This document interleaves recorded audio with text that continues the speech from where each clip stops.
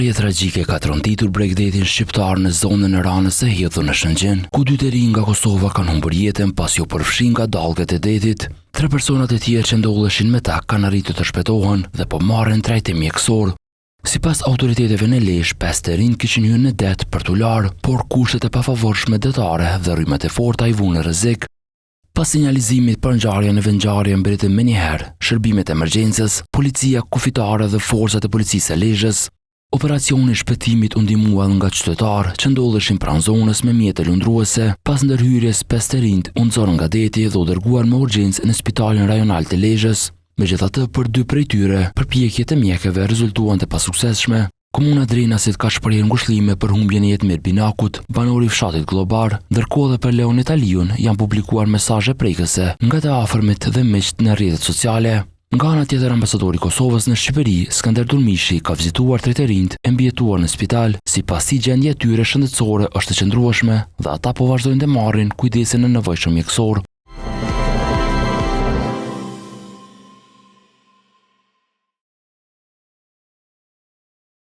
Pas Bosnjës dhe Hercegovinës, Maqedonisë së Veriut e Shqipërisë erdhin në Kosovë. Presidenti i Këshillit Evropian Antonio Costa vizitën e tij e nisi në zyrën e ushtruesës së detyrës së presidentes Albulena Xhio.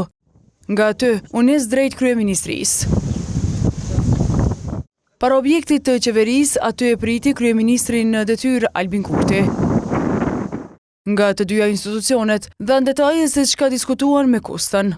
Diskutuan për agjendën evropiane të Kosovës, planin e rritjes për Ballkanin Perëndimor, reformat, stabilitetin rajonal dhe rëndësinë e konsensusit kombëtar për çështjet që lidhen me Bashkimin Evropian. Kosova mbetet një nga shoqëritë më pro-evropiane në rajon. Ky orientim i qartë i qytetarëve tanë është forcë për vendin dhe bazë e sigurt për rrugën tonë evropiane. Me progresin e shënuar në vitet e fundit, me forcimin e sundimit të ligjit, avancimin e lirive, forcimin e institucioneve demokratike dhe zhvillimin ekonomik, Kosova është e gatshme për statusin kandidat dhe hapjen e negociatave. Pas krerëve të shtetit, presidenti i Këshillit Evropian takoi edhe liderët e partive opozitare. Kur i përfundoi takimet, më shumë detaje dha përmes një konference për media. Nga aty, Kosta ju bëri thirrje partive politike që të punojnë në formimin e institucioneve. Mesazhi im për liderët politik ishte i thjeshtë: partneriteti vjen me përgjegjësi. Bashkimi Evropian e mbështet Kosovën, por nuk mund t'i kryej detyrat e shtëpisë së Kosovës. Kosovës i duhen institucione të forta, të qëndrueshme e funksionale. Kosta foli edhe për dialogun mes Kosovës dhe Serbisë. Ajo që po e them është e njëjta që do ta them edhe në Beograd. Nëse është e rëndësishme që Bashkimi Evropian të përfshihet në këtë dialog, është thelbësore që edhe Beogradi të angazhohet e të përfshihet në dialog. Të gjithë të jemi në mirëbesim, të pranojmë që do të përqendrohemi tek e ardhmja. Ai u pyet nga gazetarët edhe për 5 shtetet mosnjohëse të BE-s. Secili problem e ka kohën e vet. Jemi pajtuar në agjendën e reformave, në procesin drejt antarësimit në BE. Është shumë e rëndësishme që Kosova hap pas hapi të jap rezultate për ato që jemi pajtuar. Vlerësimi është që në fund të procesit më s'do të kemi asnjë problem nga ana e Bashkimit Evropian. Ajo që duhet për momentin është se ky konsensus i madh në lidhje me antarësimin në BE e kjo mund të përkthehet në veprime konkrete. Presidenti i Këshillit Evropian vizitën do vazhdojë edhe në Serbi dhe Maltëzi.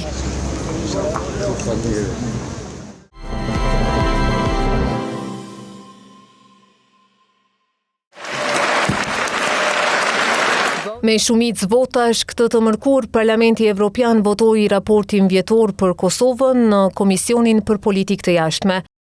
Raporti kaloi me 47 vota për, 19 kundër dhe 8 abstenime. Në raport është vlerësuar se viti 2025 ishte një vit i humbur për vendin, ndërsa tërhiqet vërejtja se edhe muajt e vitit 2026 po rrezikohen për shkak të krizës politike. Këto humbje, sipas dokumentit, do të rezultojnë edhe me humbje të mjeteve financiare nga plani i rritjes i BE-s, pasi ekziston frika se Kosova nuk do të jetë në gjendje të i përmbush kriteret e nevojshme. Ky raport, autori të cilit është eurodeputeti estonez Rio Teras, ndër të tjera u bën thirrje shteteve anëtare që nuk e kanë njohur Kosovën ta bëjnë një gjë të tillë. Raporti gjithashtu shpreh mbështetje për Kosovën në rrugën drejt antarësimit në Bashkimin Evropian. Pas raportit për Kosovën, u votua edhe raporti për Serbinë, ku i bëhet thirrja për progres në procesin e dialogut për normalizimin e raporteve mes Kosovës dhe Serbisë, i cili, sipas Parlamentit Evropian, duhet të rezultojë me njohjen e ndërsjellë. Raporti i kërkon Serbisë që të mos e pengojë antarësimin e Kosovës në Këshillin e Evropës dhe organizata të tjera ndërkombëtare. Ndërsa shprehet edhe një herë keqardhje për faktin se Milan Radojčić, udhëheqësi i sulmit terrorist në Banjsk, nuk është sjell ende para drejtësisë. Pas miratimit të dokumentit, raportuesi për Kosovën në Parlamentin Evropian ka vlerësuar se 18 muajt e fundit kanë qenë të vështirë për Kosovën. Ngërsi politik ka një ndikim të rëndësishëm në të ardhmen e vendit, është e rëndësishme që Kosova të qëndrojë në rrugën evropiane dhe të ecë përpara me integrimin. Ky dokument do të hidhet sërish në votim në një nga seancat plenare të Parlamentit Evropian gjatë verës, me që rast dokumenti do të marrë formën e rezolutës.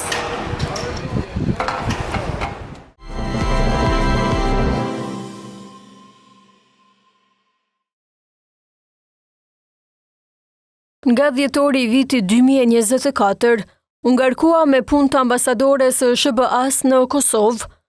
Kjo përgjegjësi ra mbi Anu Pratipatin pasi ambasadorit Jeff Hovenier i përfundoi mandati. E së fundmi u bë e ditur se për 3 shtete të rajonit, Shtetet e Bashkuara të Amerikës nominuan ambasadorët. Këta të fundit pasi të marrin miratimin e Senatit, do të shërbejnë si ambasador në Bosnjë e Hercegovinë, Serbi e Maltë të Zi. Por në mesin e 17 emrave të propozuar për ambasador të SBA-s në botë, nuk figuroi ai për Kosovën. Mos përfshirja e Kosovës në këtë listë nominimesh vlerësohet si lajm jo i mirë. Nuk është një lajm që i bën mirë në kuptimin diplomatik. Nganjëherë gjestet e vogla në diplomaci kanë domethënie të madhe, mendoj që nuk duhet nxitu këtë, sepse duhet pas informacione, duhet pa kablogramet edhe të ambasadës tonë që është në Washington. Mirë po mungesën e një ambasadori me mandat të plot, dikush tjetër nuk e sheh problem. Kjo pasi angazhimi i përkohshëm i Pratipatit konsiderohet se nuk lë hapësirë për shqetësime. Çka është me rëndësi për Kosovën është se Kosova është në marrëdhënie të përhershme me Shtetet e Bashkuara të Amerikës dhe nuk ka asgjë për të shqetësuar. Mendoj që nuk ka asnjë problem, as ndonjë vakum në aspektin e zhvillimeve ose të detyrave të Shteteve të Bashkuara të Amerikës në Kosovë. Ndryshe nuk ka një afat të caktuar ligjëresë se sa mund ta ushtrojë detyrën e ambasadorit një i ngarkuar me punë. Ndërsa mandati i tij zgjat për aq kohë sa posti i ambasadorit mbetet vakant.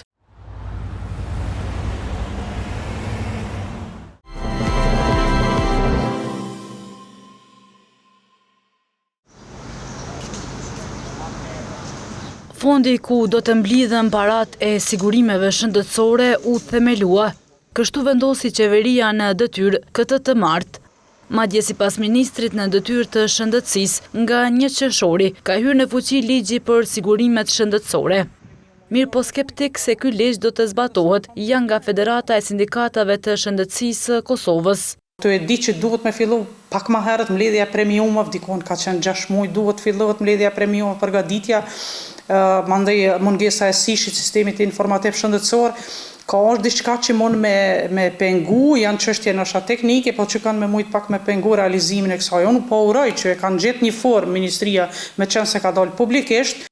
Megjithatë, Imeri ka mirëpritur vendimin për formimin e këtij fondi me shpresën që ligji të zbatohet sa më parë. Po uroj dhe po shpresoj që e kanë gjetë një rrugë tjetër më të mirë për cilën ka mundësi që Federata jonë nuk ka informacione, nështë ata janë më të avancuar edhe me informata dhe me shkencë më krejt, për nas me sa e dim si punëtor shëndetësore jem skeptik që mund të realizohet kaq shpejt, megjithatë kur do që fillon është i mirë se ardhur. E ky ligj, sipas ekspertit e politikave shëndetësore, Liridon Blaca, do t'u alargoj qytetarëve barrën financiare të shërbimeve shëndetësore.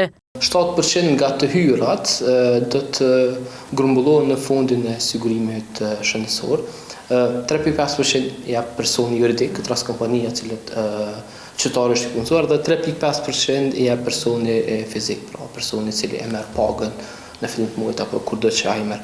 Këto mjete do të grumbullohen në fondin e sigurimit shëndetësor dhe pastaj fondi i sigurimit shëndetësor do t'i kontraktoj institucionet për me ofruar atë shërbim. Por implementimi të ligjit në tërësi, ai thekson se do t'i duhet kohë.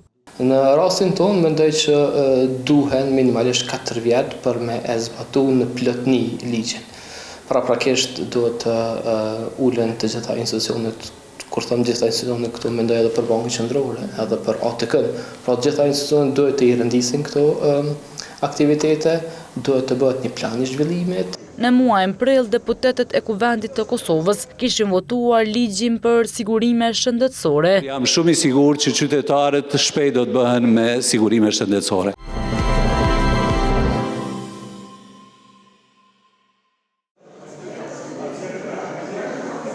Populli ynë demonstron për drejtësi gjuhë flamur e liri, është njëri nga titujt e Zërit të Kosovës. Shkrimi u publikua në gushtin e vitit 1988. Si këta tituj të viteve të 80-ta u pan shumë të mërkurën në Bibliotekën Kombëtare të Kosovës. Këtu vendos ekspozita Rezistenca në Kosovë 1980-1999 përmes shtypit të fshat. Gjatë këtyre viteve, pjesë e Zërit të Kosovës ishin asukohet 2 gazetarët, Ibesh Neziri dhe Emrosh Gjemajli. Ekspozita i ngjall emocionin e Zirit. Përkundër vështërsive të atyre viteve, puna i tregon se jep tek kënaqësi. Sigurimi materialeve nuk ka qenë edhe aq i vështirë, sepse rrjeti ka qenë i shokëve, i organizacës ka qenë i shtrirë në gjithë Kosovën. Dhe ne përcjellim informatat njëri tjetrit, zakonisht unë kam marrë informata shumë, sepse në atë kohë unë kam mbuluar zërin e Kosovës prej këtu. Ishte vështirë më shumë dërgimi i materialeve, mirë po me që punoja edhe për disa agjensit tjera tjashtme në atë kohë, atëra duke shfrytzuar mjetet që ata mi kishin vend dispozicion, i përcjellja materialet edhe në redaksinë e Zërit të Kosovës. Si shkak i temave të ndjeshme, Neziri tash 68 vjeçar kujton se përdorte një pseudonim. Kam pas pseudonimin Bardhnika. Bardhnika është emri vjetër i fshatit ku unë jam lind. Kohë nuk kam shkruar vetëm unë për Zërin e Kosovës, por kanë shkruar edhe penat të njohura të kësaj ane, ka shkruar Mehmet Hajrizi, Ydajt Hyseni, Afrim Zhitia, Fadil Vata, do thot kanë qenë pena që në faqet e gazetë Zëri i Kosovës. Shumë kujtime nga ajo kohë ka ende edhe Emrosh Gjemajli. Ka qenë ndryshe informimi, nuk ka pas atëherë këtë pjesë koha digitale ka ardhur më vonë. Atëherë ka qenë një procedurë e vështirë. Të thonë ka qenë fillimisht me makina të thjeshta të shtypit, ka kalu pastaj në teknikën tjetër, shapilograf, offset, kështu. E ma vonë tek është bo puna e botimit të rregull. Punën dhe veprimtarinë në këto kushte e vlerësuan edhe organizatorët e kësaj ekspozite. Botuesit, shpërndarësit dhe autorët e këtyre materialeve vepronin në kushte jashtëzakonisht të rrezikshme, duke rrezikuar lirinë dhe jetën e tyre. Përmes gazetave, revistave, trakteve, botimeve të shtypura dhe të shpërndara në formë të fshehtë, u ruaj dhe u forcua vetdia kombëtare. Ekspozita do të qëndrojë e hapur për një javë në Bibliotekën Kombëtare të Kosovës.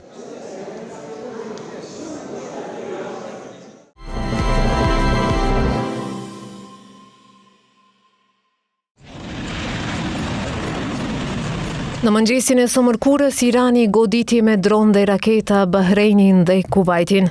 Nga sulmet u godit edhe një terminal në aeroportin ndërkombëtar të Kuvajtit, prej nga u vra të paktën një person, teksa rreth 60 të tjerë u plagosën në të gjithë vendin.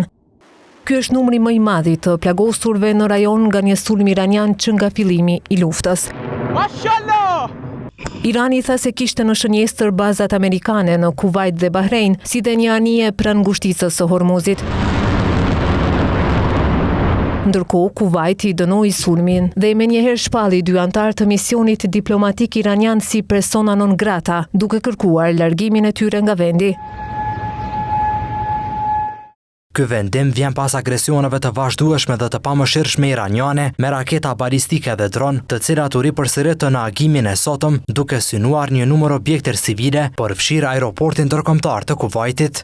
Sulmet iraniane erdhën pasi SBA-ja kreu sulme në ishullin qeshëm. Ndërkohë, për momentin nuk është i qartë statusi i negociatave indirekte midis Shteteve të Bashkuara dhe Iranit. Në njërën anë, presidenti amerikan Donald Trump deklaroi se SBA-ja nuk ka nevojë që forcat e saj të veprojnë në terren brenda Iranit për shkak të, siç tha ai, suksesit të fushatave të tyre të bombardimeve disa mujore në vend. Teksa pretendoi se udhëheqësi suprem i Iranit, Mojtaba Khamenei, është i përfshirë në negociatat SBA-Iran dhe që sipas tij ata po shkojnë shumë mirë me njëri tjetrin. Në anën tjetër, mediat iraniane kanë minimizuar sugjerimet se po bëhet ndonjë përparim drejt arritjes së një marrëveshje paqeje mes Washingtonit dhe Teheranit.